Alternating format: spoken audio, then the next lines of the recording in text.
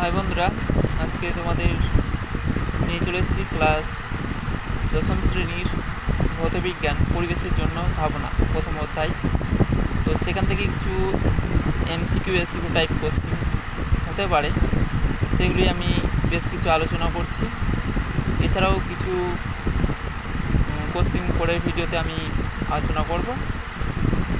তো যাই হোক, আজকে যেহেতু বৃষ্টি চলছে, বৃষ্টির মধ্যে দিয়ে ভিডিওটা তৈরি করা, তাই সাউন্ডের কোনো সমস্যা হতে পারে, তো সেটা একটু মাফ করে দেবেন।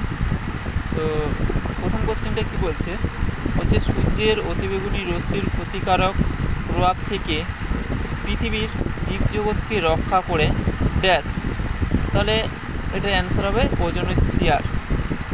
দ্বিতীয় নম্বর কোশ্চেন বলছে, একটি অপরিচালিত শক্তির উৎস হল ড্যাশ। তাহলে অ্যান্সার হচ্ছে বায়োগ্যাস। 3 নম্বর কোশ্চেন, প্রধান গ্রিন হাউস গ্যাস হলো ড্যাশ।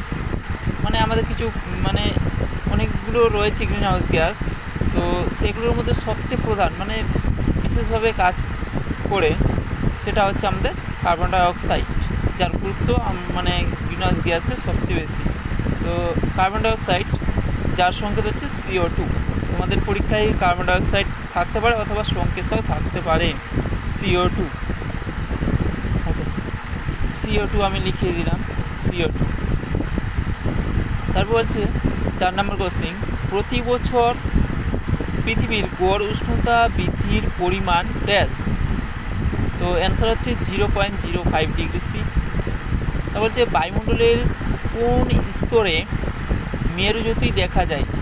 কোশ্চিনটা এভাবেও আসতে পারে অথবা দিয়ে, যে বেতার তরঙ্গ প্রতিফলিত হয় কোন স্তরে, অথবা আসতে পারে বায়ুমণ্ডলের কোন স্তরে সূর্য থেকে আগত এক্স রশ্মি শোষিত হয়, অথবা আসতে পারে কেনেলি হেভিসাইড স্তরটি ড্যাশ স্তরের অন্তর্গত।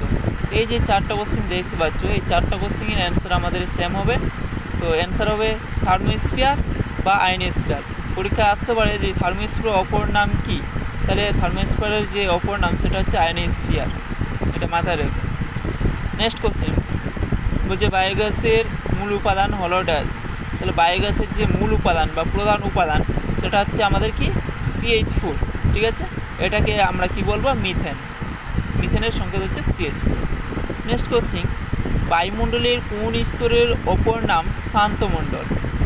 অথবা কোশ্চিনটা এভাবে আসতে পারে যে বায়ুমণ্ডলের কোন স্তরের মধ্যে দিয়ে জেট বিমান চলাচল করে। অথবা এভাবে আসতে পারে যে ওজোন স্তরটা যে রয়েছে সেটা বায়ুমণ্ডলের কোন স্তরে অবস্থিত। তো অ্যান্সার হচ্ছে আমাদের স্ট্র্যাটোস্ফিয়ার।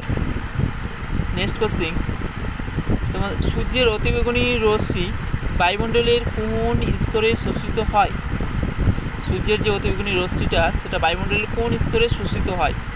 তো অ্যান্সার হচ্ছে স্ট্র্যাটোস্ফিয়ার থেকে ওজোনোস্ফিয়ার। তারপর হচ্ছে সৌরশক্তির উৎস হলো ড্যাশ।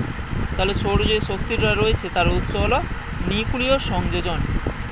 নেক্সট কোশ্চিন, বায়োফুয়েলের একটি উদাহরণ হলো, তাহলে বায়োফুয়েলের যে উদাহরণ সেটা হচ্ছে কাঠ। এছাড়াও থাকতে পারে biodiesel, bio ethanol, bio ether.